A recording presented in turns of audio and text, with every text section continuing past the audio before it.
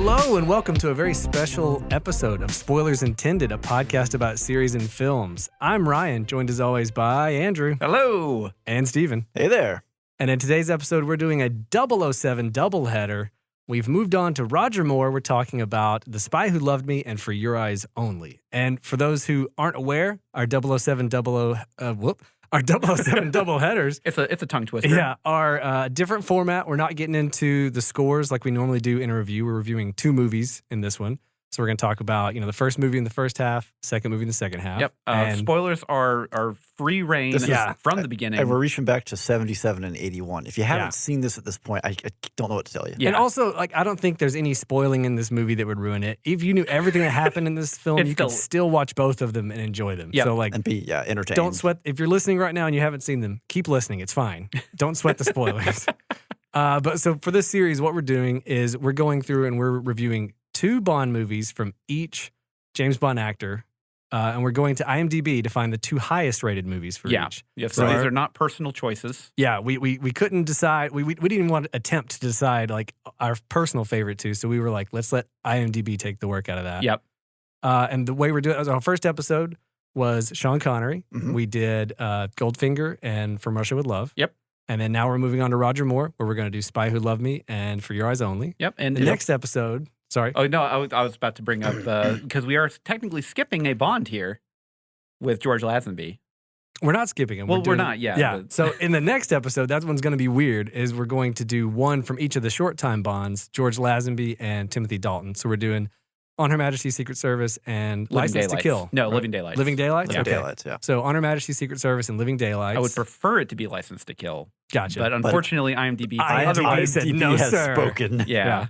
Then we're moving on to Brosnan, and that one we're doing what? GoldenEye and Tomorrow Never Dies? That is correct. I believe so. And then we're going to do Daniel Craig with Casino Royale and Skyfall. Skyfall, yeah. Yes. And at the end of this, what we're working towards here is a very special Patreon bonus episode where we are going to rank the best actor that ever played Bond. Our favorite Bond, basically. And it is going to be a fight because we have two Bond files. Yeah. And a third less interested party. What I would call an agent of chaos, just lying in the way. It is so an true. agent of Spectre and then two Bond Bond files. Yeah. That's the way we're going to do it. And then again, for our Patreon, if you give us $1, you get all of our bonus episodes. We're going to have some other Bond content, Bond-related content on there too. Like currently we have an episode where we ranked the Bond opening, not the themes, but the opening credit roll. Opening yeah, credit rolls, rolls. which is out now. If you because by the time you listen to this, it will be have been released. It will exist. That is how recording schedules work. It is how it works. Sometimes it doesn't work that way. Exactly. All right, so let's move on into talking about the first movie. We're going to talk about The Spy Who Loved Me. Steven, you want to hit us with some info about The Spy Who Loved Me? Sure. So we're kicking this off. This is Roger Moore's highest rated Bond film on IMDb. For good reason. Gets a 7.0. Yeah. Yep. Released in 1977.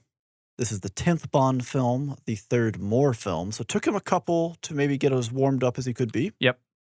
Directed by Lewis Gilbert with Barbara Bach as our Bond girl. Who is Ringo Starr's wife. Yes. Yeah. I think they're still married, aren't they? I believe so. so, yeah. This was done on a budget of $13.5 million. Which is actually quite a bit for a Bond film at that time. For 77, yeah. Yeah. A box office of $185.4 million. So it was a minor success. This was a pretty good commercial success, honestly. Yes. If you look at the production costs, roughly doubling, probably not even doubling it for advertising, etc. They made a tidy chunk. So I believe at the time, this was basically the highest grossing film franchise at the time. Yeah. Period. I mean, there was one of the few film franchises where they were steadily releasing films. So, steadily releasing films that were also successful box office films. Well, usually when they're not successful box office films, they stop releasing they stop them. making Yeah. Right. That is funny how that works. Yeah. It's weird. It's almost bizarre. Money talks. It's surprising to me too that like no other movie company tried to really copy this. Yeah. Because, like the MCU, like DC's had, attempted a few times to try to replicate that. And people now are trying to make everything a multiverse, Yeah. But like you would think in like the 70s, they've seen all these Bond movies come out. They're That are switching actors, and successful. people are still going to the theater to see it. And you think somebody would be like, "We got to find a property. We got to do the same thing Yeah. and start I mean, churning you them had some stuff. Obviously, this is pre-Star Wars era, out." but you had some stuff that was like Pink Panther, where you get Yeah, four I of guess you did those have total. four. films. Although yeah. I think at least one of those lands after 77. It does. It Yeah. was like Yeah. 78. Either way. Yeah. But I can't think of anything, because I mean, again, this is the 10th Bond film. Right. I can't think of any other, even just taking the Connery set at this point, it's like borderline the longest film franchise of that era. Yeah. Yeah.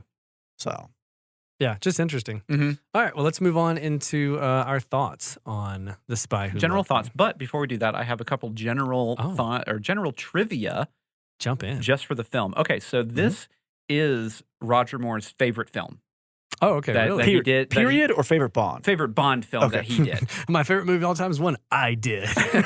Go figure. Yeah. So this is also Albert Broccoli's favorite Bond film outside of Goldfinger and From Russia with Love. Huh. Funny how Okay. that works. But this was in 1982, I think, whenever he did this interview. when he said that. Yeah. So they Right. could have It- changed. It could I have don't know. changed since then, but at the time, this was definitely his favorite outside of the two other Bond films that we've already reviewed. Funny how that works. Yeah, and so fun fact, it was almost Steven Spielberg that was going to direct this film. Really? However, he was making a very small film. You may have heard of it called Jaws. Never heard know. of it. Yeah, and they were Almost worried. no cultural impact whatsoever. So the producers for Spy Who Loved Me were worried that Steven Spielberg was too inexperienced to do a Bond at the time. He may have been. I mean, Possibly. I don't know. Jaws Could- obviously was This a was lot definitely of before learning his like experience. action movie blockbuster Yeah. kind of thing, and obviously the Jaws kind of gives a lot of inspiration to one of the main or one of the side characters in the film.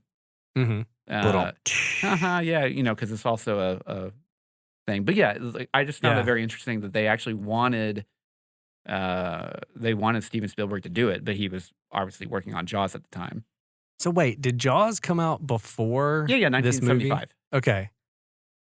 And so that's why they named Jaws Yeah. Jaws in this Jaws the metal mouthed man in this movie. because Yeah. they weren't working off of an actual Ian Fleming story here. They only had license to, I think, the title of a book, That is and correct. they basically wrote the whole plot line on their own. So Ian Fleming actually hated his book of Spy Who Loved Me. Oh, okay. okay. So like every artist, they really just hate the stuff they produce. Yeah, so he did not like it at all. I'm disgusted by And, my work. And this is also one of the only films that has an original villain not based on the novels. okay. All right. And there's some more information there, but as we get into the film Yeah. discussion, then I'll kind of bring that up. Okay. So that's interesting that they wanted Steven Spielberg, but he was busy, released his film, then they named a character after the film that Steven Spielberg released, but I guess they were already so far along in pre-production with a different director that they were just like, we can't Yeah. get this shark guy. Yeah, pretty much. Yeah. Yeah, it's kind of funny how that works out. Yeah. Well, and then Spielberg ended up getting Indiana Jones, right? Mm-hmm. So that was kind of his action set. Yeah. Yeah.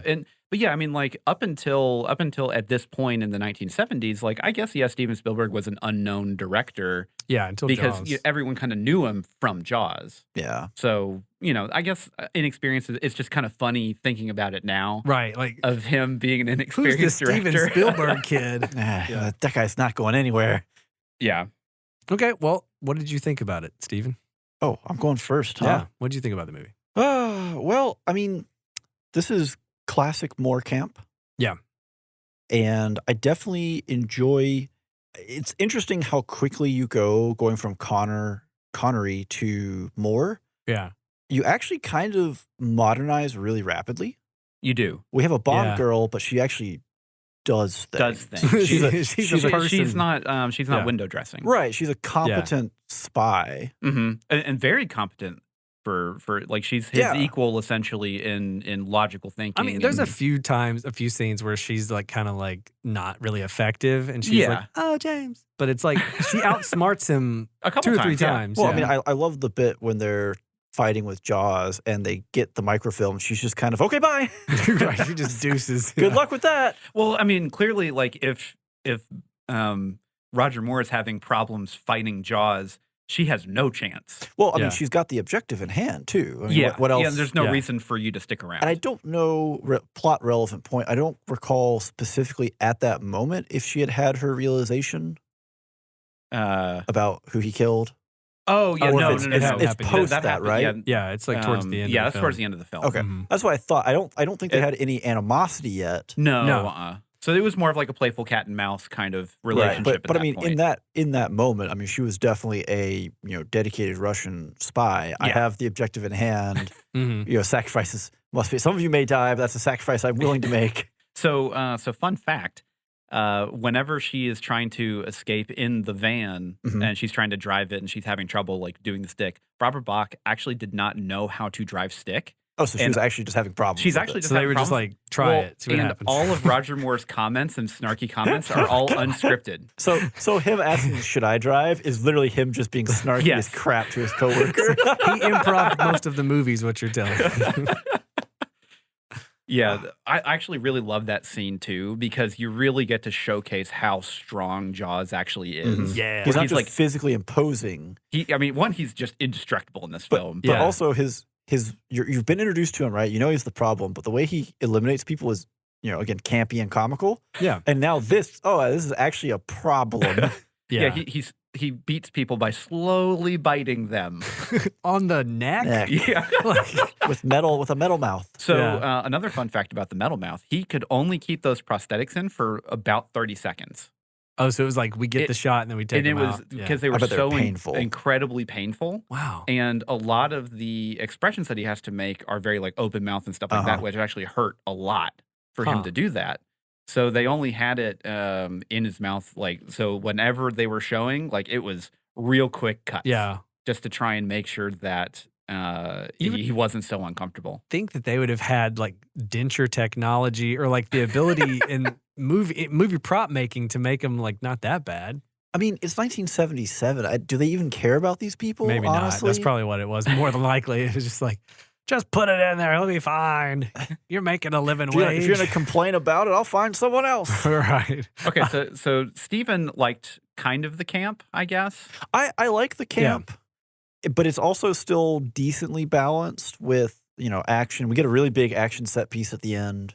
The two really good action Yeah, set two really pieces. good scenes. So the thing too for me that I always have to like not remember, but just like filter your brain through when you're watching any of the Roger Moore movies is Mhm. that they get very close to being almost a parody of a James Bond movie little at bit. times. A bit, yeah. Like, because Yeah. they're very campy, Yes. and like intentionally so. Mhm. I'm not saying that I'm not saying that in a derogatory way Yeah. necessarily. It's just the like, reality. Mhm. it is what it is. Yeah. And I think you almost have to view his movies as like comedies instead of an A actual little movie. bit. Well, Not necessarily, now, but hold like on. there are definitely some moments that are funny. I think where for me, any of the Roger Moore movies not struggle, but like are weak, is it like he's very rarely serious in a lot of moments. Like he's very glib about a lot of Yeah. stuff for, Roger Moore comedic effect or whatever. It's not like he's being but like the world's ending and he's still whipping off like these cracks and stuff. and you're So like, he "What's happening?" whenever they started producing the Bond films with him, Mhm. he specifically, and this was actually the film that he kind of brought it up. He actually wanted to be less like Connery's Bond, Right. Mhm. Yeah. and a little bit more fun and just not lighthearted. But I think that this is probably the most balanced film of his. I would say so. It has too, it has probably. honestly some fantastic action in there, Mhm. and Mhm. then it has the gadgets. It has a And we lot get of his we get a quips sub and car. stuff. Like, come Oh on. man, the Lotus Esprit is probably like one of my favorite cars of all time because of this film. Oh yeah. I mean, I wonder why. Most of them that you would find in the market now, they can't go underwater. Well, so There are a few. there are 4 in existence. Mhm. And one of them was actually just found in like some random junkyard Oh, that they man. restored Oh for my some gosh. American History Museum or some movie history museum in Britain, I believe. Yeah. But so each version of the car basically did different things. So there Right. was one that had where the wheels could fold up for that one shot. Then there Mm. was another one where the fins could pop out for that one shot. Oh wow. Then there was one where the one that you actually see moving a lot is actually scuba divers inside of the car, and they're just moving the car. Oh wow. Okay. Mhm. Yeah, because obviously you can't like Sure. put a car there. And I thought maybe they would have towed it with a line or something that you didn't see, but I didn't think about putting scuba divers in like an empty Yeah. chassis or whatever. and then there's one more that just has the wheel wells covered up Mhm. from that. Well, there and should be one that they could just drive, and they have to drive one. yeah. And then there's one that's like There's an just actual a car. normal car. one yeah. with an actual car. Yeah. Wow. But yeah, it's Elon Musk bought one of the Wet Nellies. Of course he did. And Go figure. he wants to restore it or something like that. I think he bought it for like $750,000 or Good Lord. something ridiculous. Ooh, spicy. Yeah, but I mean, this is probably one of my favorite Bond films. I think it's got so much going for it, in that like I love the I can't think of his name now. The main bad guy, the really Stromberg? Yeah, Stromberg. Yeah, Like just that idea of I am extremely rich and eccentric. I want to build a world under the sea, and I'm not trying to extort anybody for money. I just want to I blow just it want up. to blow I'm it just up gonna nuke the rest and of the let's world go and start live under the over. water. You know, like I think that's a very interesting, and it's I didn't realize that it wasn't based off of like an Ian Fleming book. Right, So yeah. for me, that's like points awarded for creativity, not only with like Jaws, but then with him too, of Yeah. like his motivations, and when he kills the secretary in one of the Oh, it's opening great, scenes, yeah. and Mhm. feeding her to the shark or whatever, and then everybody gets into that elevator, and looks at Yeah. So he was. So there's two things here. He was initially supposed to be James Mason from Captain Nemo from 20,000 Leagues Under the Sea, the Disney film. like the one insane, like name and everything. Yeah, well, they wanted get the rights James from the Mason character. as the actor. Oh, got it. Yeah, And but basically, either he wasn't interested or it just didn't work out. yeah, But they specifically wanted him because it was a marine themed yeah. story, and they felt that would like really hit He- with audiences. He does well around water, right? He does, yeah. And then Loves the stuff. Can't get So- enough of it. Works well with water. So Put the that on your resume. the reason why Stromberg is actually the bad guy and not Blofeld Mhm. was because they were in a major legal battle that lasted until 2013. 2013. With, let me check. Oh yeah, here we go.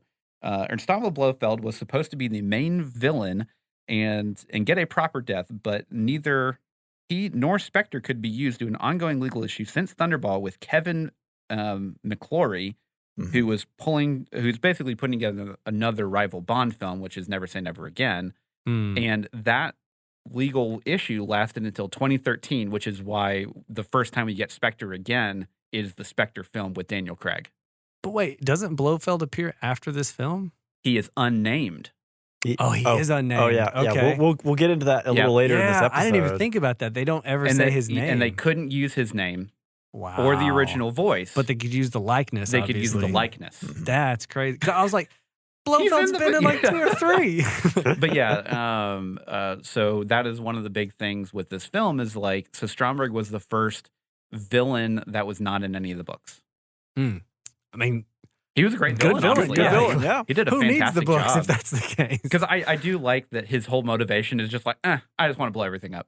Yeah. Like, it's not like he wants money or he wants to, do something else. He's like, everything needs to go. I just want everything needs to go. Yeah. Well, I like that they're playing the two governments against each other, but then the Mhm. governments are working together. And he's like, I don't know. I like anytime Bond movies do that. And this movie, I think, encapsulates a lot of the essence. I'm glad this is on our list because just like when we were doing in the first episode with Goldfinger, how like there's so many things that are like this prepares you for any Bond movie. Yeah. Prototypical Bond. Yeah. This is things. definitely I one feel of like those. This one is another one that, like, if you want to see, one of, if not the best, Roger Moore movie, Mhm. you got a great villain, you got a great Bond girl, you got a really interesting plot. Like, Yeah, you have the gadgets in there and Yeah. some fantastic action sequences. Like, so the interior of the tanker Mhm. was it was the largest interior set that had ever been made at the time, right.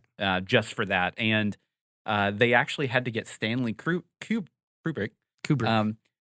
uncredited to Mhm. help with the lighting for the cinematography in that scene because the set was so big Yeah. that the cinematographer was the main cinematographer was too inexperienced with lighting to light the whole scene that properly. larger space. Wow. Yeah. Well, at that point, Stanley had experience, doing whole moonscapes and stuff. So Yeah. He's like, whatever. a yeah. Bond film? I can do this in my sleep. But yeah, he went uncredited for that. Wow, that's nuts. Yeah.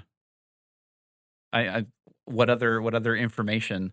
Is there anything you guys didn't like about this movie? I find it very hard to dislike many things from this film. I mean, there's a little bit of kind of insanity involved in this, right? In what way? Well, just the sheer, like when they're going to infiltrate Atlantis, right? And where's the package that was sent for me? They break it out. It's like the little Oh jet yeah, ski. it's a jet ski. It's just, what an insane way to assault this place of just. Yeah, let me get on this. Which I guess jet skis were probably pretty new in '77. Yeah, that was probably like, it was actually like basically brand new technology. yeah, And people were like that, like helped increase a lot of sales for them. I'm sure. Because What was the name of it? Like water jet? It was Water just a ski. water Something, Yeah, something like Yeah, that. but they paid for by the Water Ski Foundation. Yeah, another fun thing for just because we're talking about vehicles. Yeah. After this movie came out, the demand for white Lotus Esprit cars was so high that it put people on 3-year waiting lists Oh wow. for the car. I mean, you got to look like your Bond, right? Oh yeah, I mean, if I had the means to buy a Lotus Esprit and actually keep it running in this day and age, I would do it. And it'd also be able to get out of your neighborhood because they cut holes. At the, Yeah, not that's a destroy whole it. different problem. But It does kind of crack me up watching him drive it around because it's like, this is such a cool car. And then he like goes off-road. It's like, this is such an impractical car. I really loved all of the stunts. I thought were really cool in this, especially at the beginning with the base jump off of the Alps or whatever where they're at. Almost killed that guy. It did because one of his ski hit basically the unopened parachute. Oh, and dang. it possibly could have damaged it. Yeah, or tangled. Yeah.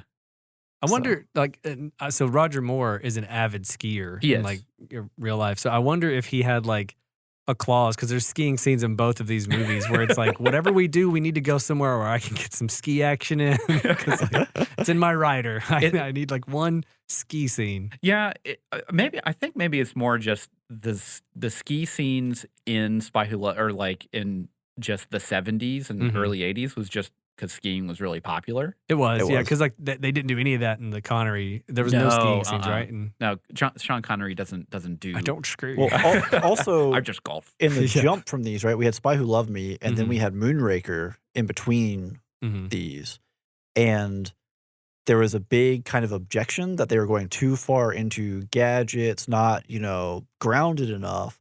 And so they kind of went back to, well, what worked, and they looked at Spy Who Loved Me, and they're like, well, set something in the Alps. Let's ski around. Let's do this kind of thing. And that's what they did. Yeah. And one of the big things with that, and that's more of a you only, or For Your Eyes Only, not You Only Live Twice. For Your Eyes Only. So many of these titles are so close that I have to like stop every now and then and not. They for specifically that film, they actually did want to go back to kind of more of the Bond roots, and they pulled from Russia with Love, which was one of the big ones, and You Only Live Twice, that kind of stuff, which was more grounded films than something like Spy Who Loved Me or definitely Moonraker, Right. which it was actually supposed to be For Your Eyes Only after Spy Who Loved Me. I was going to say at the end of the credits here, it's like James Bond will return in For Your Eyes Only, didn't it? Yeah, but the reason why it's Moonraker was because Close Encounters of the Third Kind and Star Wars had just come out and were super popular, so they really wanted to hit on the sci-fi thing, which is another reason why the production for Moonraker was so fast and just muddled a up. dumpster. Just because they wanted to get a film out to hit that hype. The only scene in Moonraker I truly love is in Venice when they have just the slapstick weird run down the canal. And the pigeon does like the double take. Yeah, the pigeon goes like, "Whoa," and that dog goes like, "Huh?" It's like I laugh every time I see that scene. There's a reason that one didn't make top 2 for Moore. Well, and for me too, like I love Live and Let Die, but I think for Moore, a lot of that movie, he's kind of doing half a Sean Connery impersonation, half his own thing. He as the character.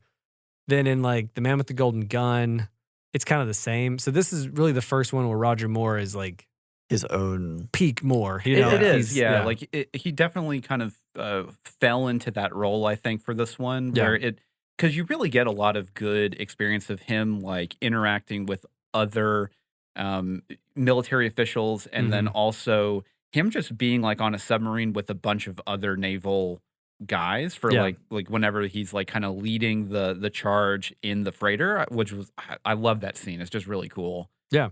Well, and I like the shot at the front when he's walking along the dock and the sub is behind him in the water, like trailing with him. I was like, man, how many takes did that take?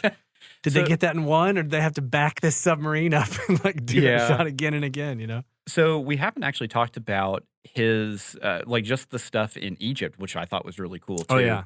The lighting that they use and the musical cues. Oh, during the stints presentation. Oh man, yeah, it was fantastic. That was really cool. What you don't actually know is that's actually a presentation that they did, and they just sat there and filmed it. Oh yeah, yeah, wow. and they just waited. I'm kind of joking with that, really. I believe it. Like I would totally believe it. Yeah, that feels like something they would do in the 70s.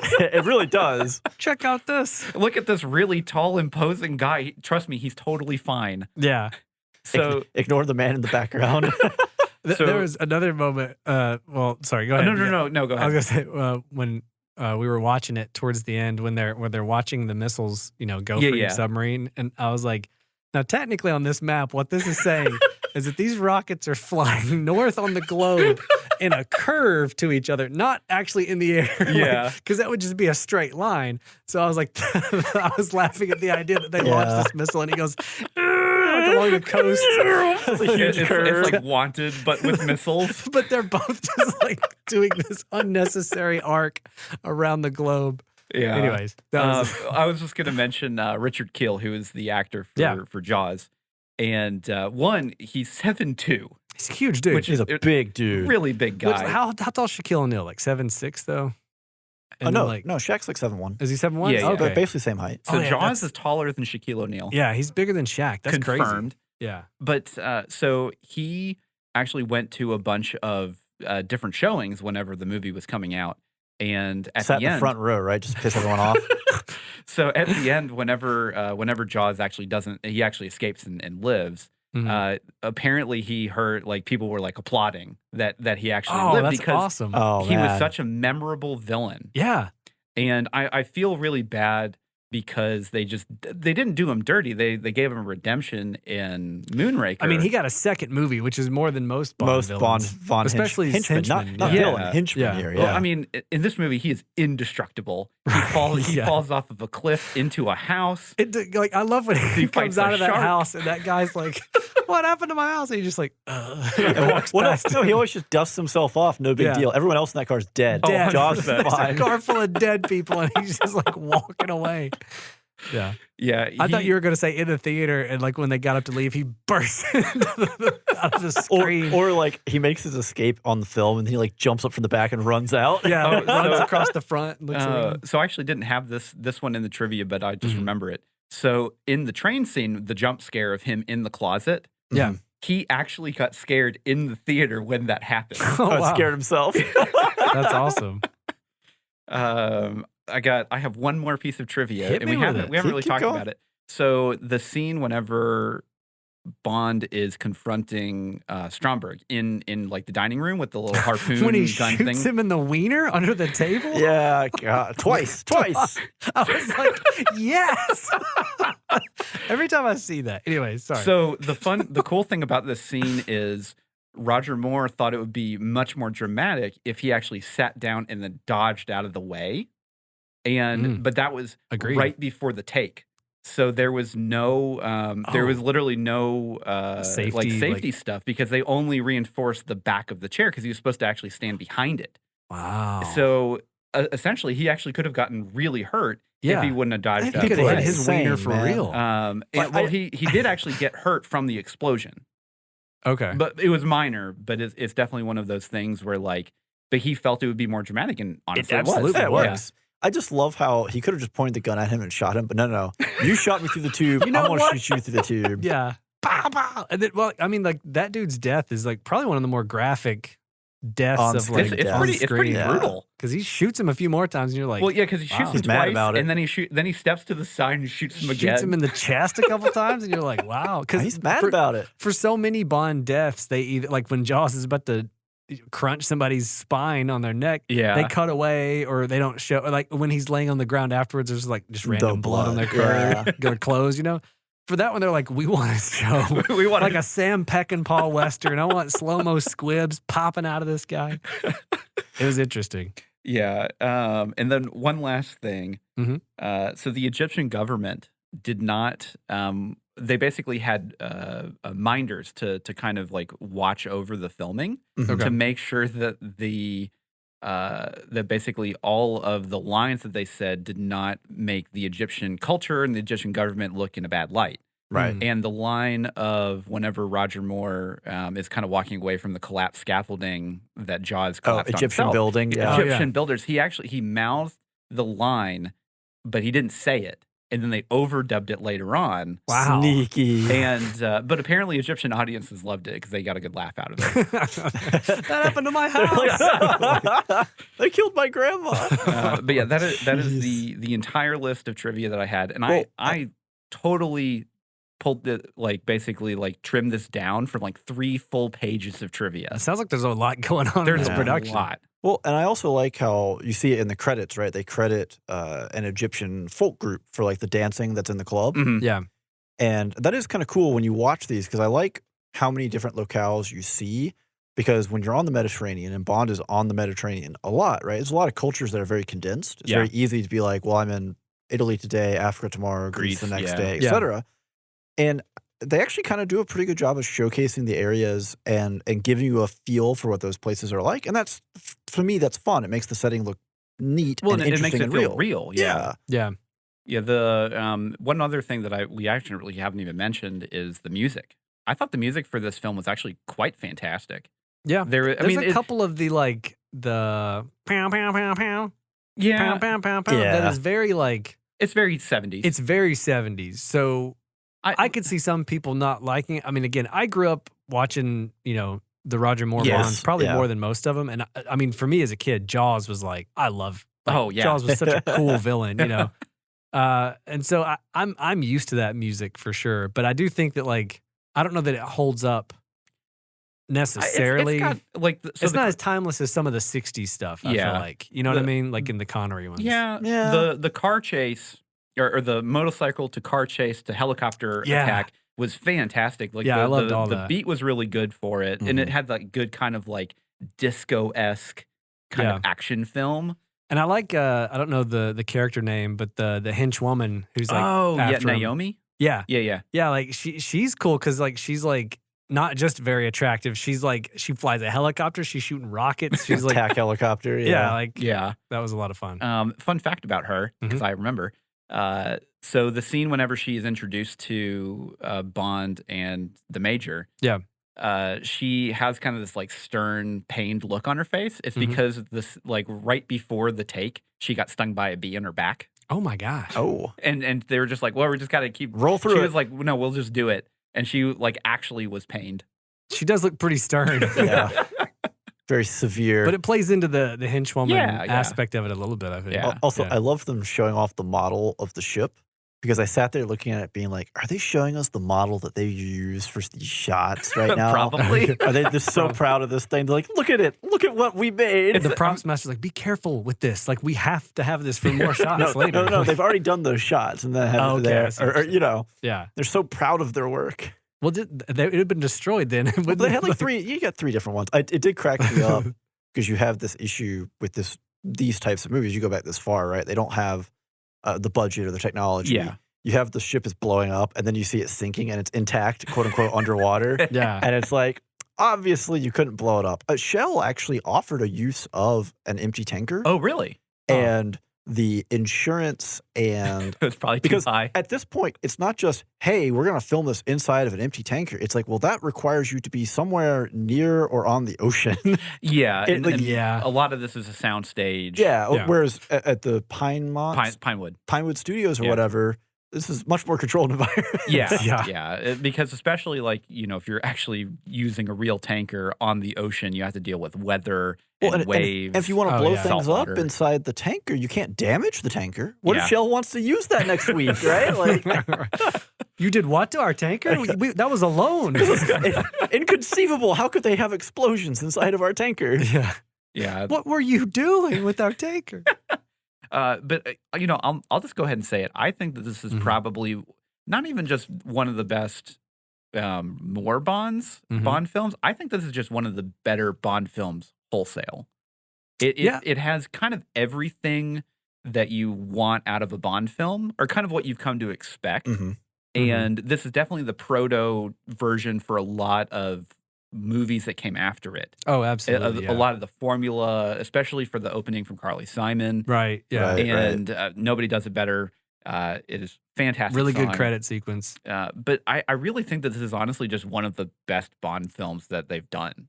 So I would not push back because I agree. Yeah. I enjoy it a lot. I would just say it's definitely a Roger Moore Bond. It's still a Roger Moore. Moore. There's a lot Moore, of camp. Yeah. So if that is like not your jam and like you can't get behind a Roger Moore movie, then you probably wouldn't. But in terms of like the action, the bad guys, the henchmen, the plot, the stunts, the action scenes, Roger Moore being Roger Moore and just smarmy and quirky, you know, like I think it's great. Yeah. Steven? Yeah, what do you think? I mean, this is definitely up there, and I would agree it's up there in terms of Bonds in general, just as a Bond film, not just, it's a good Roger Moore film. I do actually prefer the one we're about to talk about. I know you do. You like the more grounded stuff. Well, it's not just that it's more grounded. We'll get into that, right? That's for the second half of the episode. Yeah. But I will say, having watched these movies with the wife and having watched the Connery ones with the wife, these movies went over much better. Okay. Again, I was actually going to ask how she liked Spy Who Loved Me. Right. Well, again, this is her first exposure to Bond films. Period. Yeah. And I think the camp hits better. Some of the comedy hits better. Yeah. It is again if we rapidly modernize some of our takes here. Yeah. Like I guess this is like what 10 years after Goldfinger. What year was Goldfinger? 64. 64. So like a little over a decade. Either way, but it feels like a lot more progressive. Yeah, it is. Like in a lot of ways. We're a lot further along. You've already gone through, the hippie movement. Now you're deep into the 70s. Yeah. Like it is very much more of a progressive thing, especially from the perspective of Bond girls. Oh, sure. Being more than just window dressing. Yeah. Yeah, I mean, Barbara gets to do quite a bit here as the Major, as Agent XXX. Yeah, and I do like that they play the joke when you first get introduced to her, where they're like, yeah, we know this is a Bond film, and all women are window dressing, and they're paging this agent, and she answers the call. It's like, yeah. Well, and her and Roger Moore's kind of back and forth in the briefing room, whenever they're kind of going over the microfilm, was really fun. Yeah, when like you have the Russians and the British all kind of trying to one up each other and whatnot. Yeah. Although I will say there was an objection from her when they're in the club and he leaves his drink and goes to meet the guy, and she brings the drink, and she's just like, "Why are you so trusting?" Yeah. Well, especially because he clearly knows who she is, and it's like you don't let someone else have your drink when they're a spy as well. Yeah. There's a rookie mistake here in the middle Bob. of the Cold War with the rival government. Yeah. Yeah. But I do also really, again, going back to the plot, right? The conceit of how Stromberg is going to cause his nuclear oblivion, right? Yeah. And again, height of the Cold War. And he really plays into the idea of, do I have to hijack 6 million nukes to do it myself? No, all I have to do is light the powder keg, right? Yep. Yeah. Just make the British shoot at the Russians and make the Russians shoot at the Americans. And it's on. My job here is done. 2 missiles is really all it would take. Yep. Yeah. And the world ends. And it's kind of almost a commentary on, how far the world had gone at that point from his in character perspective. Yeah. Of civilization is, moribund and unsustainable like this because we are sitting on this powder keg constantly of just removing the world from existence. And that was definitely kind of in the height of a lot of the Cold War stuff where, and nuclear scares, Cuban Missile Crisis already passed, but, you definitely have that still kind of in the inkling in the back of your head of ooh, I don't know, nuclear stuff is still really scary. I mean, it still is scary, but. I was going to say, we're back in it. I feel like that plot too was interesting because again, it doesn't really it doesn't have a problem agent. Yeah. I guess, yeah. Well, and I was going to say, up until this point, I'm trying to go through the chronology of Bonds. I don't think there's been any other villains who were just like, I just blow everything I'll up. just blow everything up. Now that Was Dr. No like that? What was his whole thing? He was trying to steal the space capsule. Oh, that's right. Yeah. That's right. Yeah. I was gonna say, now that is one problem, right? Because this is a successful format, a successful formula, and Bond over time does start to have an issue of everything is the world will end, and the British government's sending one man, and you're kind of like, okay. I mean, and this is definitely one of those films where it has been referenced and parodied and homage to. Oh yeah. For so many times, for all the Bond villains, the cars, the gadgets, like every kind of like plot beat is definitely one of these things where like this is, like I said, this is the proto version of a more modern Bond.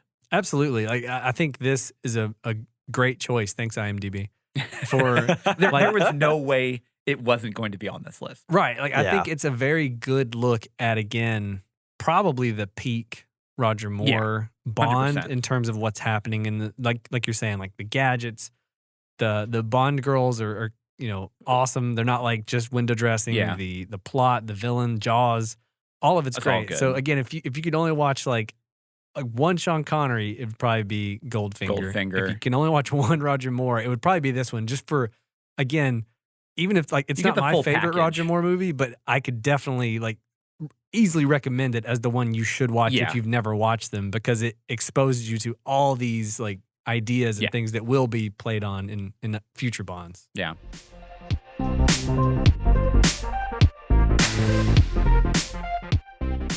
All right, let's talk about our Patreon real quick. For $1, you get access to all of our bonus content. Just $1. $1 a month. That is minimum of one episode every month. Yeah. And we've already been cranking them out. We've got a couple planned and already out at the time of this airing that are Bond-centric. Yep. So if you want to listen to those, again, it is just $1 a month. Listen, a cup of coffee at Starbucks is like $4. I mean, inflation. It's like $5. Let's be honest. Your double macchiato latte, whatever, it's like $8. No, listen. Just gotta be honest here. What are you drinking that for, right? It's caffeinating you. It's giving you like sustenance. No, it's sugar. But if you just give us $1. Give us $1, we'll give you energy. Yeah. We will get you through your day. Okay? We are your caffeine. We will $1. You. Yeah, like we will be your caffeine. Just listen to the Patreon bonus episodes. They're amazing. And if you really want the energy, I can guarantee we have got some contentious ones in there to get you spicy for the day. We had a very, very contentious discussion about the best fast food places. And the best James Bond opening theme, staying on brand here. Yes, we did. It was basically just two people getting very mad at each other. Extremely mad. I helped. And Steven helped. Shake and bake, and I helped too. So anyways, $1 a month, you can get access to all of our bonus episodes. We're going to have Bond-themed episodes. In this series, we're leading up to, we are going to review our favorite Bond actor who played Bond the best. That's going to be a crazy one. You shouldn't say review. We're going to rank them. We are going to rank which them. guarantees contention. Fist fights. Anger. We'll have to record in separate rooms for our own safety. Anyways, $1 a month, you get all of our bonus content. Check it out. Search for us on Patreon at Spoilers Intended, or go to spoilersintendedpodcast.com.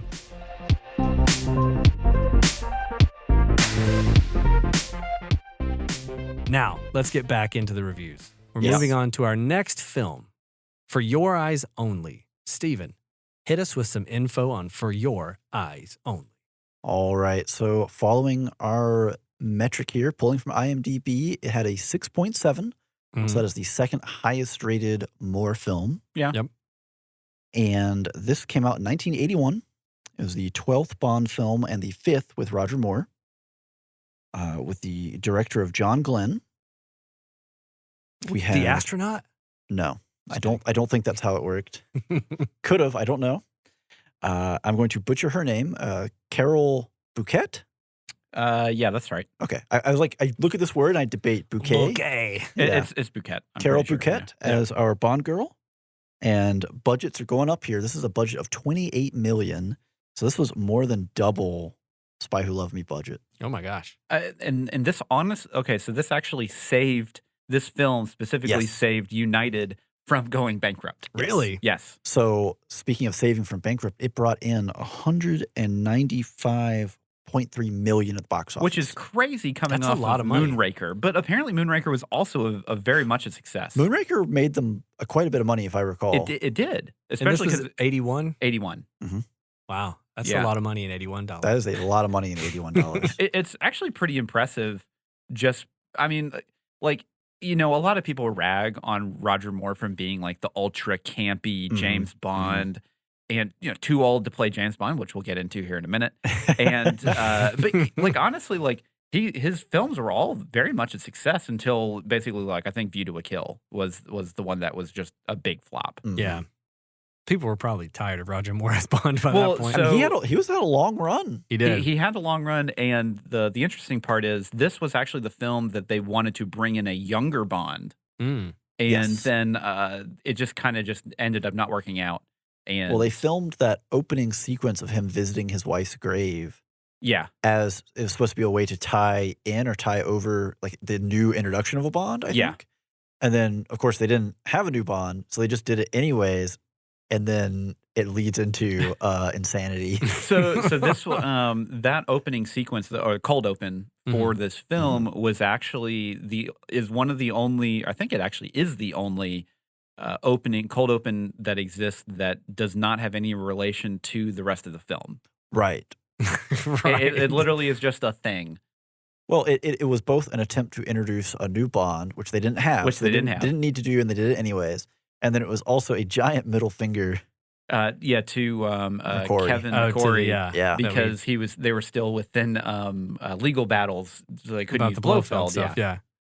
Cool part about though with the helicopter that is quotation marks in the building whenever it flies out, that's actually forced perspective with a model that they're using to basically make it look like it's actually inside the building. Yeah, because obviously flying it inside the building is probably a little bit too dangerous. That would be, yeah. I don't think insurance would cover that. Just a hint, I just a doubt thought. that. Not in 1981. But like, Yeah. what a wild opening it was scene, It's like, insanity. When he hooks his wheelchair on them. and then he like dips him into the smokestack. So that's something we didn't mention in the first, movies discussion, but I will now, is that it's interesting to me that the Roger Moore movies, one of the other changes was they were like, we need to add comedy sound effects. Yeah. So when they yeah. drop There's him in some there, awkward choices. and you're like, what? Why? And like, there's other movies where there's like the slide whistle and stuff, and I just don't know why the Roger Moore era, when they started editing them, they were like, we need Gotta some kind spice of this up a zany little. sound effect in here. Yeah, I think it's Live and Let Die. Whenever he does the jump over barrel roll. Yeah. the barrel roll over the river, just whoop. There was one in The Spy Who Loved Me, and I'm trying to remember what it was. Because when it happened, I was like, there it is. the one in Spy Who Loved Me, does just going back to the other film. Yeah. Whenever they're driving through the desert after Jaws like completely destroys their car. Oh, and the car, And the wheels are wobbly and everything. Yeah, and Yeah. it has just like that really like weird upbeat song. Yeah. And it's just like, wow, this is just completely totally different from the This last is a scene we just mood. watched. Yeah. Okay, so For Your Eyes Only, not Spy Who Loved Me. Yeah. That is the topic of this half, yes. I've only seen this movie probably 4 times, I think, by now. Is that low on the scale of you for Bonds? It is pretty low on the scale. Okay, I just have to confirm because we need to understand just how big In perspective, of a yeah. fan like, we So, have here. just for reference, Spy Who Loved Me, I've probably seen that movie upwards of 15 to 30 times, somewhere in Okay. that realm. Yeah. And Somebody just because please I get watched this man a it, hobby. I watched it so much when I was a kid, just he because won't it. stop watching. He won't stop watching it. But this movie, like, it is very grounded and relatively realistic for like a Relatively. spy Yeah. kind of film. Right. And like, they did want to go back to their roots of, kind of From Russia with Love. So it's basically almost the exact same storyline where they have a lector or a coding machine. Coding machine. That- the needs to ATAC be- or yeah. whatever. And it's fine. There are some fantastic sequences in this The film. underwater sequences are great. Underwater sequences are great. The cliff climbing Oh, yeah. scene. Oh man, that is Oh, that terrifying. was a really good one.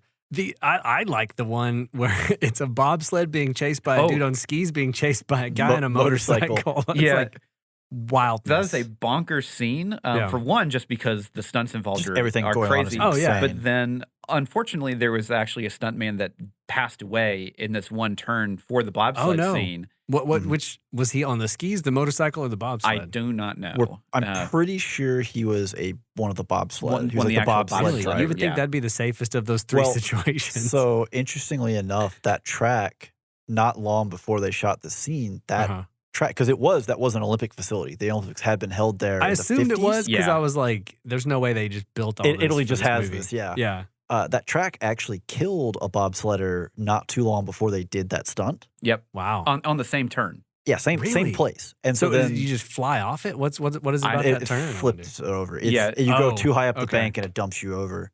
But that same thing happened to the stunt man, and then that led to them actually redoing the track. Yeah, they had to make the turn less severe. Yeah.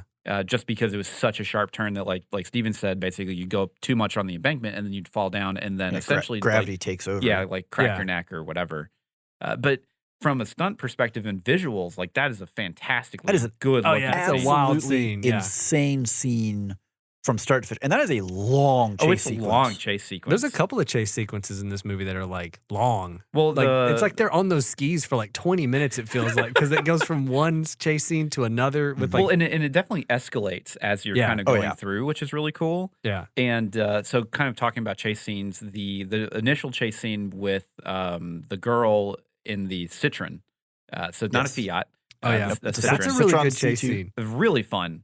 I love the people that are they're still picking the olives or whatever. Olives. And these cars are rolling around and they're just still going for it. Like, whatever, another Tuesday. Well, so that car, the Citroen, was Roger Moore's favorite to drive. You just beat me to Yeah, I wanted to. Really? It was. He has all these, he's two Lotus, and he's like, well, what if I love the Citroen? But what about that Citroen, yo? So 24 horsepower. Yeah. So the one kind of talking about cars, it was a bit of a nod for them going back to their general basics of like the Bond formula. Is watching basically the Lotus that he drove in Spy Who Loved Me just immediately blow up. Yeah, because they want basically are trying to tell the audience, hey, we're not going to rely on gadgets this episode or this movie. Yeah, it's going to be just Roger Moore doing his thing, action movie kind of stuff. And because we've been kind of told by just the general audience that we're relying too much on gadgets and kind of like campy stuff. So now we're going to go a little bit more back to the basics. Dial it back a little. And I do love the visual gag of the burglar protected sticker, and he breaks the window and that causes it to blow up. Yeah, I had this thought of like, what if somebody just bumped into your car? Like, what if you fumble your keys and you bend over to pick them up and your head bonks the window on the way down and just incinerated? Like, I will say though, a lot of flaws in this system. The bronze orange Lotus that he has in this, with just the skis on top. Oh, it's just such a beautiful car. Yeah, it's like one of those colors that shouldn't work, but you see it and you're like, somehow that works. Good. Yeah, but also again, we have a more modern Bond girl, right? Mm-hmm. She is very capable, incredibly capable. She crossbows the crap out of people. So many people die from crossbows. She kills at least what, four or five people? Yeah, something like that. Like, I mean, she is just trigger happy. Well, and she also has, again, going back to Spy Who Loves Me, right? The Major has a very clear motivation and goal. And she also, Melina? The Countess? No. Melina? Yeah, Melina. Yeah, Melina, yeah. Melina has a very clear motivation and goal. She does. Right? Yeah. Yeah. It's a powerful motivator. Yeah. Was she overdubbed for most of her lines in this movie? Yes. Okay. So she was it's really weird. So she was overdubbed for just the whole movie, classic Bond thing, right? Right. Always. But then she actually did her own dubbing for the French version of the film. Okay.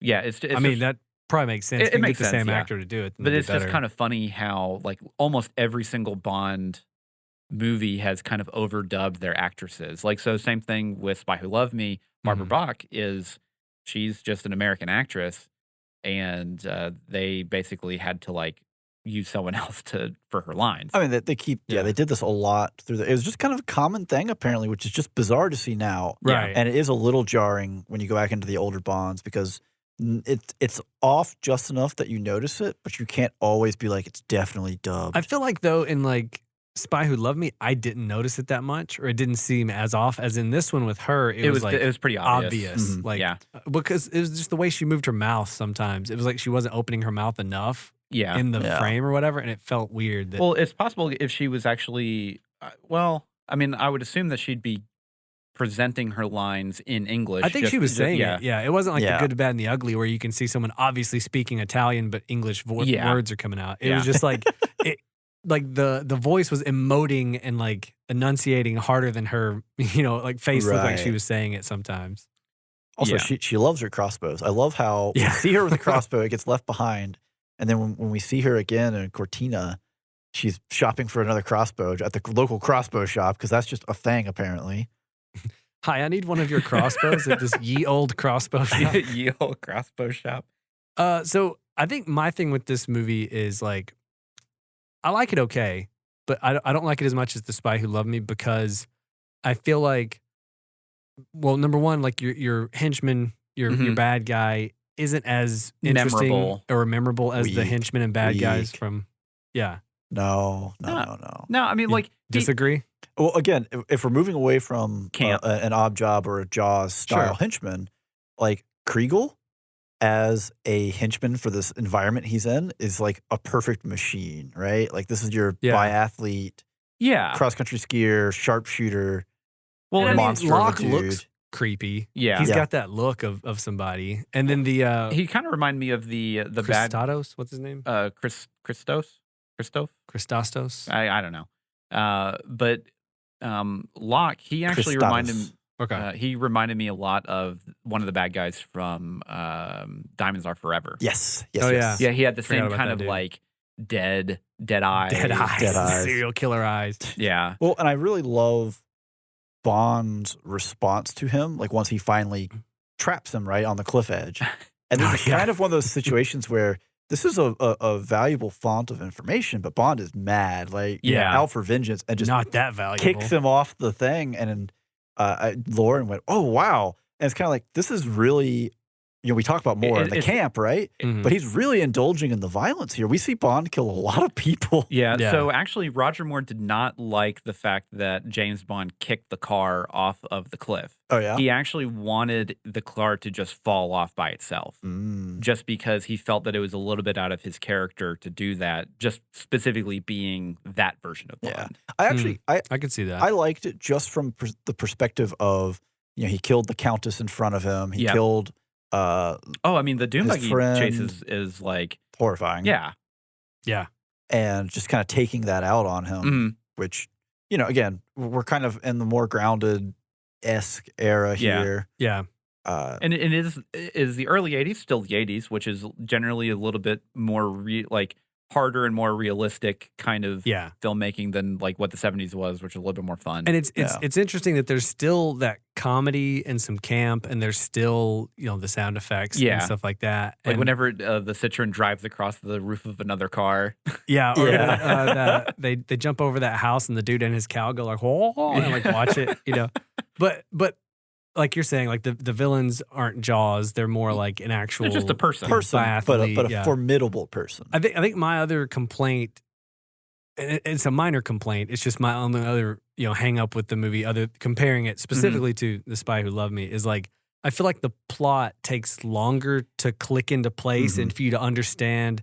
Oh, okay, this is what we're going for It here. did. I felt you that the film was probably about 15 to 20 minutes too long. Yeah. I think they probably could have trimmed it down just a little bit. I'm sure there's something in there that could go. yeah, but maybe some of the scenes with BB, that would have been nice. When I think too, there's Aw. like, I don't know about that, James. I think there's Hilarious. there's like it's not. There's almost too many layers of what's going on. It's like so. It is pretty convoluted. Yeah, like comparatively, especially to like, there's a rich dude that wants to build a city under the sea.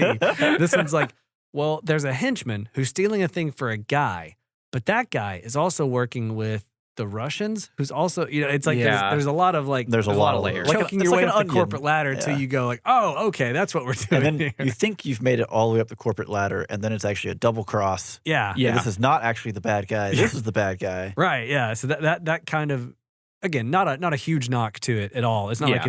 it's hard to follow. Mhm. It's just it's not as clean and as quick of a plot, to get into what's going on and understanding Right. the stakes. As And like some there's a other stuff. lot more going on in this than in most Bonds. Yeah, There is. Especially for that era. yeah. Yeah, the I really loved all of the locations that they went to. Oh, Like, I mean, they're yeah. super pretty. You Yeah. know, obviously, like in Greece and the Mediterranean, Mhm. and then you have the Alps. Is that where they Yeah, were? it's the Dolomites, but it's the Alps. But yeah, Just it's call it basically the the Alps. It's close enough. Yeah. And but yeah, I mean, then you Poor have man's Spain Alps. at the end, which is really pretty. Mm-hmm. Yeah, I mean, it was just like the locations for this film were really good. Clearly, they and this is one thing that I really enjoy about older films Mhm. is because they can't really like, you can fake a little bit of stuff with some Mhm. blue screening, but they really just had to go to location. Yeah. And on the subject of locations, there were some contentious Oh yes, ones, especially with the final cliff scenes. the monastery. Yes, Oh, the yeah. monks were not pleased. Yeah, and they I had don't imagine. they had to have a special basically session Mhm. and kind of like a for The Greek Supreme Court yeah. to Wow. rule that the exterior of the monastery was a landmark of the Greek people. And not owned by the monks, but they owned the interior of Right. the monastery. So they Wow, wouldn't okay. let them shoot inside, and they put a bunch of like plastic and tarps over the outside to try and mess up the filming because they objected to all the violence. So they had to go to the Supreme Court in Greece to overrule this, that they Man. couldn't cover it up. Was part of the agreement that this movie had to turn into an ad for pistachios in order to pay for it? No. Because that one dude eats so many pistachios. So that was actually the actor's idea to add those in. I love it. Oh, it I was went great. out and bought pistachios this weekend after we watched The it. whole I'm not time lying. I watched it, I was like, man, I really want some pistachio. No, the day after I was like, we got to go to the store. I need some pistachios. Well, I love that he actually used them in the firefight too to hear whenever people yeah, would like yeah. run by. That whole that sequence, warehouse sequence. Oh, it's so is good. Yeah, it's fantastic. good. Especially whenever he shoots the rope and then all of the stuff goes tumbling down because they push it off. Yeah. And then it just runs over Ah, like that's, so that's many a lot other of people. weight. Yeah. I also always love it when James Bond meets some random foreign friend who he has to learn to trust, and then they become real good buds. Yeah. I'm always like, this is great. This is why I like Actually, this. I really liked his character a Yeah. lot. Yeah. And honestly, like the relationships in the film are actually pretty solid. I Mhm. felt, especially with him and the main girl. I can't even remember her name. Melina? Melina. We're But bad at this. she has she very much a much more modern Bond girl in the Yeah. sense of like she is very much her own woman. She does not really. I mean, like she needs the help whenever she needs it, but Mhm. it's not a damsel in distress.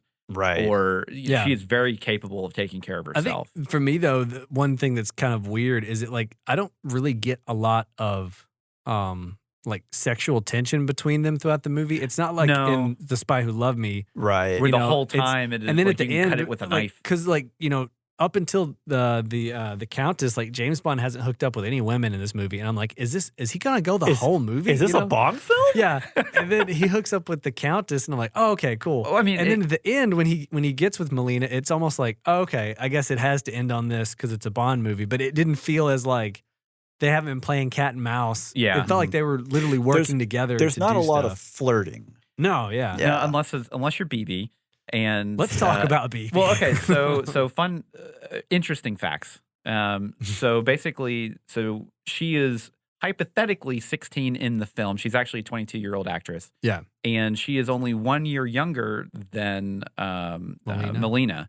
Yeah. And it's funny because in the show or at the end of the film, she's like, "Oh, I know what you want. Well, you're too old for me," which she, the whole time she's been trying to get after Roger Moore, who is older than the actor she told is too old for her. But that actor has gray hair, so he's obviously older. Yeah. But yeah, it's just really funny. And there was a 30-year age gap between Roger Moore and Melina.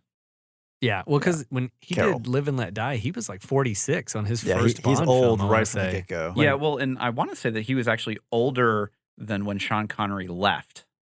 Yeah, that Yeah, if probably I tracks. remember that right. But yeah, so we can talk about BB. Let's go. Yeah, so it's just an interesting subplot where It is. here's this girl and like she's very obviously young, Mhm. but she's horny on Maine, and she looks at old creaky Roger Moore and is like, I want that. That's it. That's my thing. Yep. So she's actually a professional ice skater in real life. She was too good to not be like, because there were some takes where they would stop Lynn and Holly you Johnson. see her Yes. face and you're like, okay, that's not a stunt woman doing this stuff. Oh no, Now- that's definitely her. Now, if you want a really random deep cut fact trivia for you, for our Alabama connection here, her daughter was a gymnast for Alabama. Oh really? They have Yeah. a great gymnast team, Yes, they do. or I'll say program. Yeah, Well, yeah, it obviously program. changed, Yeah, yeah. because I mean, it goes Yeah. over years. Yeah. Yeah. And I don't know if that's a current thing or if that was like she was there and she's left now. But Mhm. either way, That's kind of kind of cool cool. Yeah, I didn't tie-in. know that. That's cool. I'm not here to say that I like the character of BB because she's grating. She is a bit grating. I can see where like some people could find it Mhm. funny, like the, Yeah. the situations. I love the role reversal, right? Yeah. Yeah, he's like, oh, I don't like this. yeah, Bond goes from the hunter to the hunted. yeah, I think it's probably the first time in a Bond movie at this Yeah. point that he's ever gone like, Yeah, I'm not down to clown on this. Yeah, well, and also we get a little bit from him of, hey, I have limits, and this is way beyond my limit here. Like Yeah. this is not happening. yeah, because in universe, like she's too young. She's 16. Yeah, it's just she's right just, out. She's just too Not young happening. for James Bond to womanize. Mhm. And I do like the role reversal, especially because he's just like, I'm not interested in this at all. And his face is like when she goes out the door in the hotel room, and he like looks at the camera and just like this, oh brother look, just like cracks me up.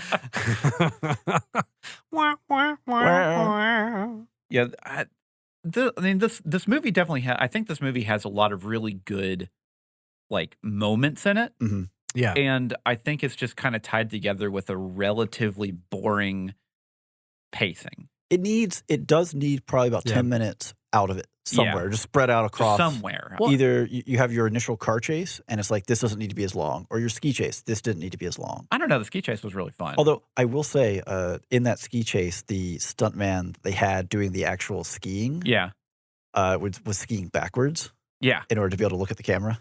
Oh yeah. So there was wow. a lot of because Roger Moore can ski, he just can't ski very well. Obviously, like a stuntman. Yeah. Not like that. And so yeah. all the close-ups of him skiing is basically the stuntman holding the camera, skiing backwards, shooting him. Oh wow, that's insane. Yeah.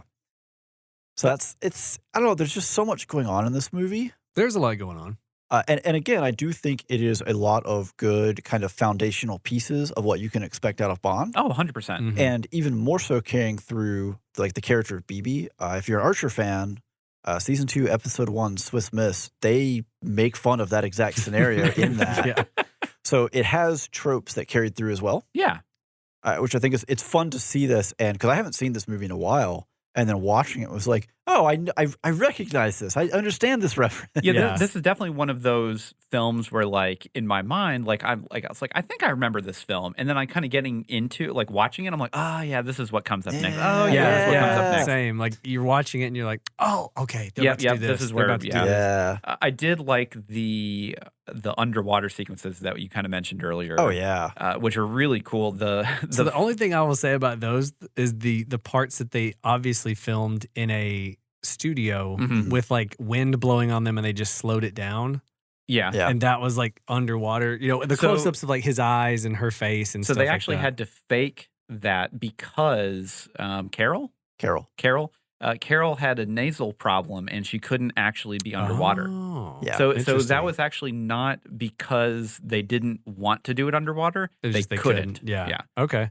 I mean, it looked fine, but it definitely like You could definitely tell. it shows like, oh, okay, this is a shift in Yeah, like yeah. Well, you know, well, it immediately tells the age, right? Because you can tell Yeah. that the special effects just aren't there. yeah. But the actual underwater combat is Oh, pretty yeah. great, and honestly has some pretty Oh, good tension to it because of the the- stakes involved. Whenever the bomb blows up on the back of the guy's Oh, yeah, the helmet. suit or that whatever, whole fight with Oh, that dude. it's, And then it's pretty tense. Yeah, the submarine fight when he's just like ripping parts of their sub off. You're like, they're never going to get up. So They're the not gonna be able to guy get out. that was in that smaller sub Mhm. was the designer of the sub that he was piloting. Really? Yeah. That's pretty awesome. Yeah, because he was probably the only one that could operate it. Probably. probably. Yeah, But yeah, that was such a cool sequence, and like the Mhm. submarine that they were in was pretty cool. pretty cool. Yeah, And it's, again, going back to The Spy Who Loved Me, right? We have the little mini subs that they use in that. And it's fun to kind of jump forward and see how, again, they're back to like, we're going back to our roots, put them underwater. But the sub has kind of stepped up the actual technology. It's like a realistic sub. Yeah, it's a real that exists. thing. It's not like a fake. And I like the little drill bit that he's trying to like drill through the glass. The glass, yeah. I mean, because like realistically, that's probably how you do it. And that'd be pretty terrifying. Oh, God, absolutely. Could you imagine? But like the constraints with, they only have so much time in there. And then you go in and, like this boat sank, right? And you have all the dead British officers in there. Yeah. Oh, yeah. It's terrifying. Like, honestly, this is for it being in the, it's the campy era. It's like, man, there's a lot going on in here where it's like, there's a lot of dead bodies. Well, and the fun thing is, I'm actually going to talk about this for the Pierce Brosnan episode, is for Tomorrow Never Dies. They basically do an homage to this scene of whenever they're going into the sunken ship, and there's a bunch, obviously dead sailors and everything around and everything, which, it's more modern at that point because they actually show decay and that kind of thing. It's still really creepy.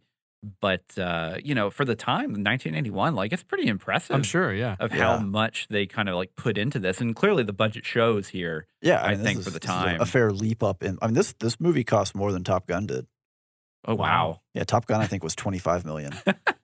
So I'm sure one of you has an answer for this, but I'll ask anyway. So when they're doing the rock climbing, and he takes the laces of the shoe and does that, like, I'll let Steven Jacob's have this ladder one. type thing. It's a Prusik knot. It is I'll look it up. I know the spelling. I don't. It's a Prusik. I'm questioning my pronunciation. Prusik. It's a real thing.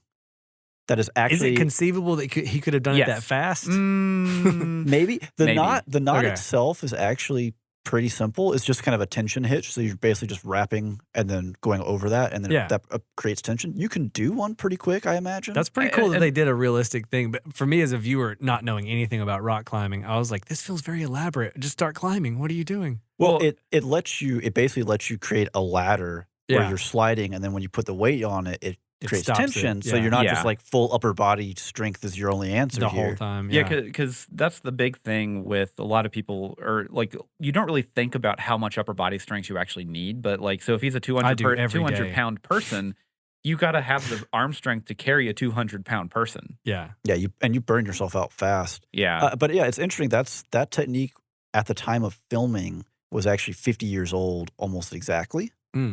So it had been around for a while and is a thing you could do in that kind of scenario of, hey, you've come off and you're dangling and you have no point of contact. So and that whole scene is actually incredibly tense. I love that man, scene. Yeah. Like it really feels. What was that? Sylvester Stallone film? Cliffhanger. Yeah. Like I kind of like that more than than that film. Like it felt like it had a lot more attention to it. The Cliffhanger has a couple of scenes that are pretty like, ooh. But I mean, in this one, they do a pretty hefty drop. With a stuntman where they had to actually rig a device. One where he just goes, and I was like, this is gonna hurt no matter who the stuntman is. Like they actually had to rig a device to soften that blow. Oh yeah, I mean, because that's like what, like 200-foot drop or something? Maybe 100. I don't know that he actually fell that far. It's just arresting that much weight in motion is still like it's still going to break your back. Tough. I mean, because it's not a bungee cord. No, you know what I mean. It's just a normal rock climbing. You go back to Jaws, right? Yeah, where the initial shark attack, they tied a rope around her waist and were jerking her around. They almost broke her back doing that. Yeah, and you imagine that's just people pulling on a rope. This is actually that full force landing. Right. Yeah. So, and I think the stuntman who did that said he looked down from where they were and they could see like the town's little cemetery. And so he's just staring right at it. What like and he's like dark omen. Yeah. Jeez. But I think they actually, if I remember right, they had to film everything on a separate cliff from the monastery. They basically took over a separate little rock face section and built a mock there for them to like do interior shots on. Yeah.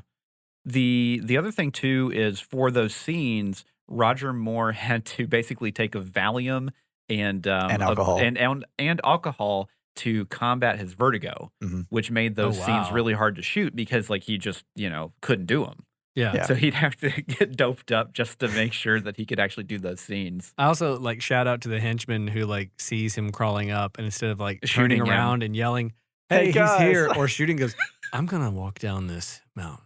The rope. What Completely if I grab, unanchored. what if I grab I'm a gonna rope use and just the hold on to butt it? of my gun to nail a hammer on these spikes to get them out. And it's like, Well, what I do, I right. do love that it's the bad guy Folly, right? Because it's the main character. He's got plot armor. Yeah, But it's just funny. He's like, he has a gun. He has Right. complete. You he can has the high see ground. him. Yeah. Well, you have the high ground. Actually, I don't know if that's necessarily true. I mean, obviously, the initial ICU UCB, Yeah. you could have shot him. But for most of it, he might actually be kind of covered by the overhang. Oh, He yeah. can't Well, go I'm just around talking it. about the The initial.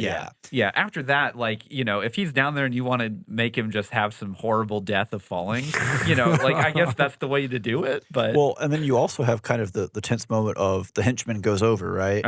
And when he hits the ground, Melina and they think Columbo, that he's they dead. run over there thinking it's James, and they roll him over. Like, oh, thank God.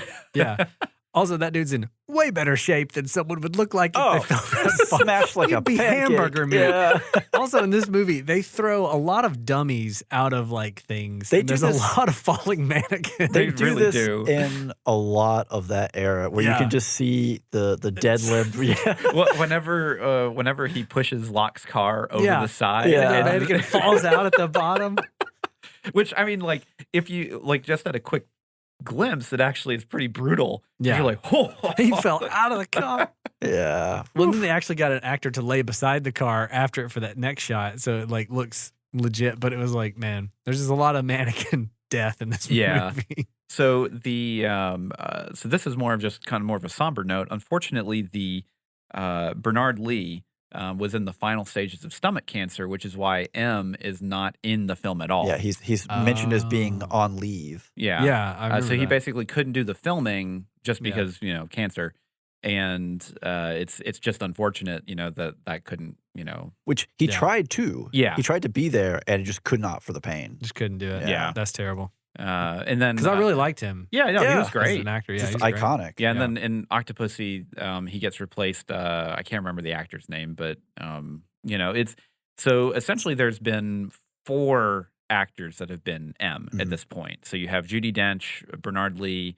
Robert Brown. Robert Brown, in Octopussy. and then Phineas, Don't look at me. Finis, Voldemort.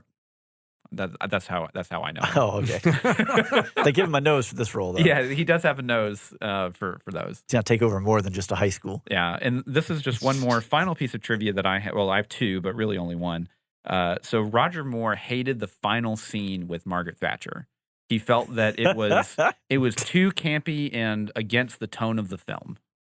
It's a little over the top. Yeah, I and could see that. I It's- mean, it's also the only. it's hard for me to imagine Roger Moore objecting to anything campy. So I have to like think for a minute of like, really?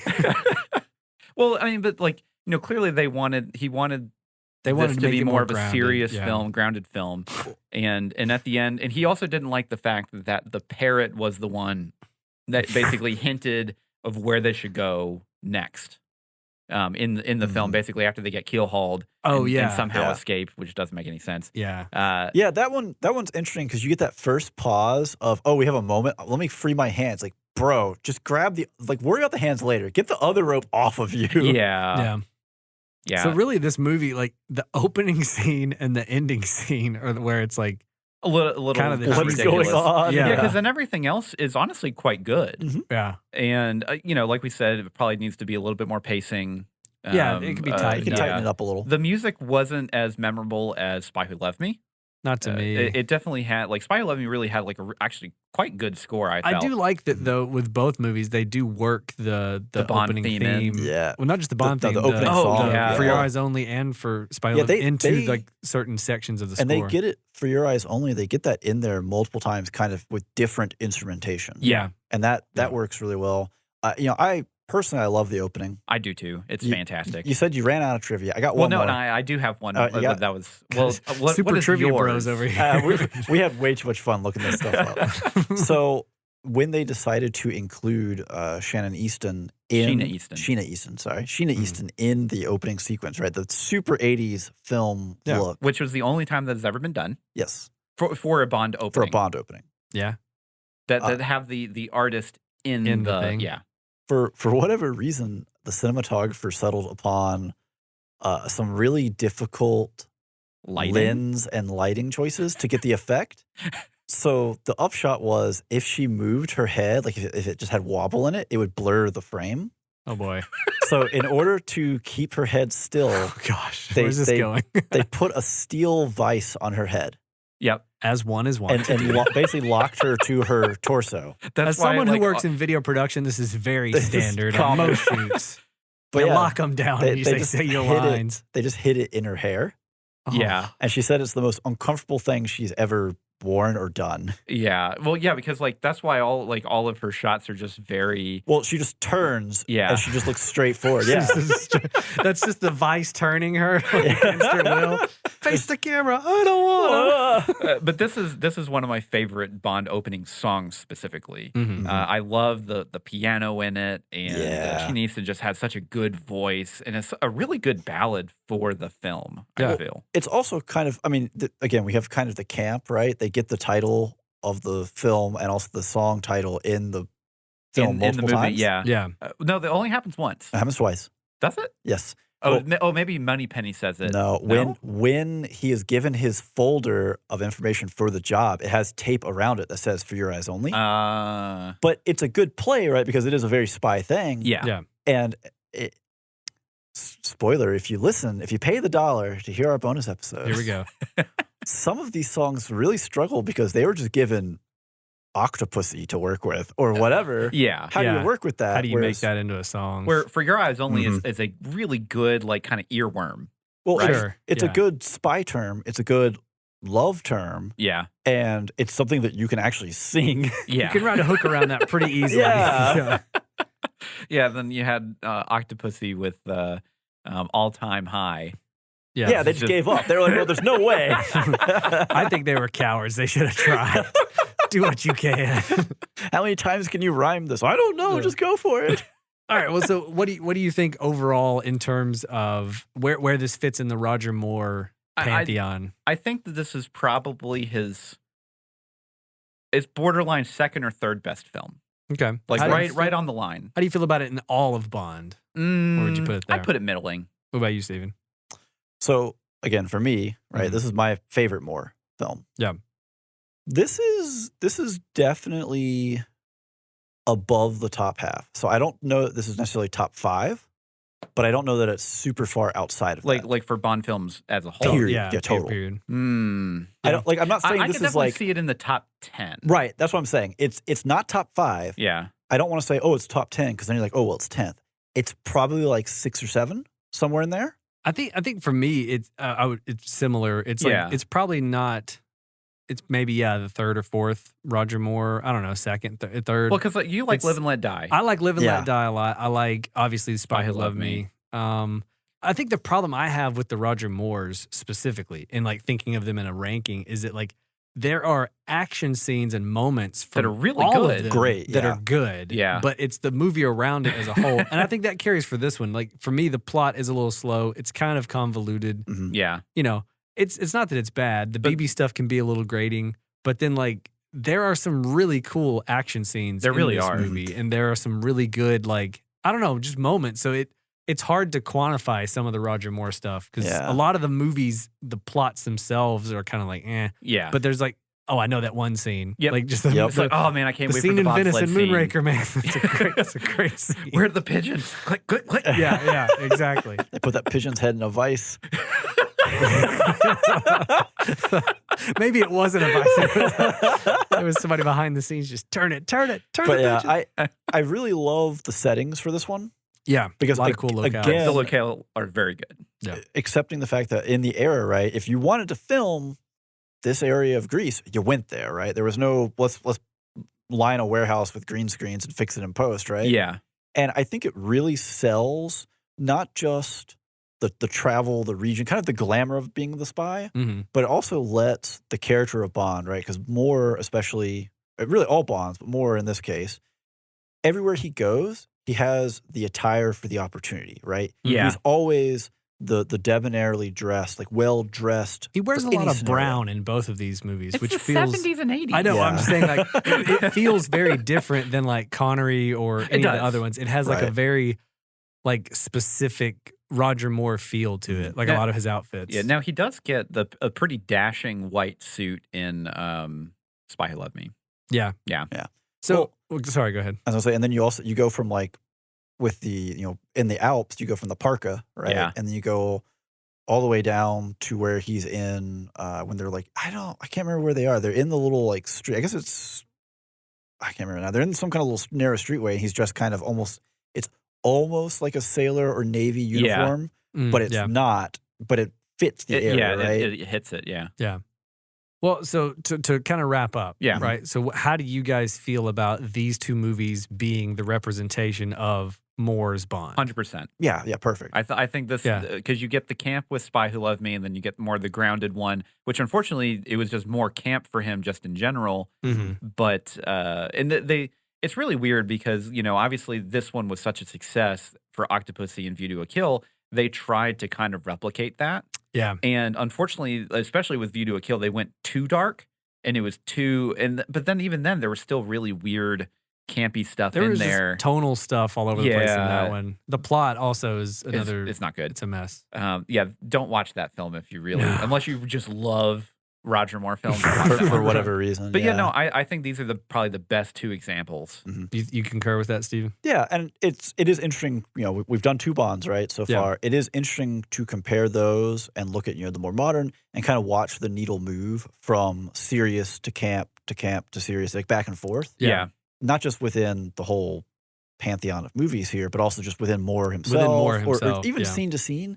It is really kind of cool as we've been doing this process of just seeing how they move the needle and why and did it work, right? Yeah, because when you have this many films just in a franchise, you kind of can see where they're like, oh, that didn't work. Let's try it this way now. Well, and they're pounding these things out, right? You had 77 once every 2 years for Spy Who Loved Me, 79 for Moonraker. Yeah, it's just like boom, boom, boom. Yeah. And I will say, I do think both of these films got a wife approval. Yeah. In terms of, okay, this was kind of again. I'm expanding her experience here with Bond, but more of an acceptable. Oh, okay, there's more here. There's something going on. So. Well, I think both of them are more fun than the Connery movies, where the Connery movies are more a little dry. They have fun moments, but they're more a straight kind of 60s spy thriller, where these definitely have they are campy, but if you buy in on it, I think there's a lot of fun to be had. Yeah. Well, and From Russia with Love is also very slow. Oh yeah. We talk about how For Your Eyes Only could lose 10 minutes here. From Russia with Love could lose 30 and be fine. Yeah. Well, I think too, for me, I think these two are a great representation because even though I love Live and Let Die, I don't think Roger Moore in that movie has found out who his Bond is yet. Yeah, right? he's still kind of figuring it out. So to me, these two movies are probably the best two examples because, the later stuff like a View to a Kill or and Octopussy. Octopussy. We keep saying that word. I hate it. But even The Man with the Golden Gun, Man with the Golden Gun is just not a very good film. He hasn't, but even just him as Bond, he hasn't found it yet. So I think these are the definitive. If you just want to watch two to get a feel for what Roger Moore was like, this is the way to go. Yeah. All right. Well, on that note, I think that's going to do it for us. Let's take a quick moment to talk about how you can support the show. The primary way is through Patreon. $1 a month, you can get all of our bonus episodes. Lots of fun ones. Lots of fun stuff out there. We talk about Star Wars and get mad at each other about it. Yeah. Then we also have... The theme is we talk about this and get mad at each other. We talk about fast food and we get mad at each other about it. We talk about James Bond openings and we get mad at each other about it. And we're going to upload an episode every month, at least one per month. And we've got stuff in there. If you like scary movies, we did one, in Halloween that's going to be, around spooky movie recommendations. Yep. Not specifically just the holiday season. No, but and we didn't get mad at each other in that. We did not. No, that was actually a very amiable episode. Yeah. You can also support us on just by leaving us a review. That's a huge thing. If whatever podcast service you listen to, but specifically iTunes, if you could go there and leave us a review, that would be a huge help. Yep. Obviously, we have the website, spoilersintendedpodcast.com. Links there to all of our social. If you see us post on social, like, share, follow us everywhere. Comment. We have a Discord that we love to have a lot of good discourse on. Haha. You see what I did there? He did it. He did it. Oh man, I got He the said jokes. the thing. But yeah, we like to post in there a lot. We what you're listening to, what you're watching this season for any show. It doesn't have to be anything that we're actually reviewing. So you can get more discussion on the stuff we review, or just generally stuff we're watching that we're not going to review. Music, everything. Yeah, we have spoiler channels for as people are watching TV shows or movies that have come out. Again, not necessarily something we're going to review or we have reviewed. You can discuss it with people. If you are a Patreon, there is a special channel for patrons. For secret discussions. Yes, mysterious discussions. Super secret. Has nothing to do with the bonus episodes. Sometimes it does. Just Sometimes it does. It veers into that. Yeah. All right, well, that's going to do it for us. Until next time, I'm Ryan. I'm Andrew. And I'm Steven. And every spoiler was intended.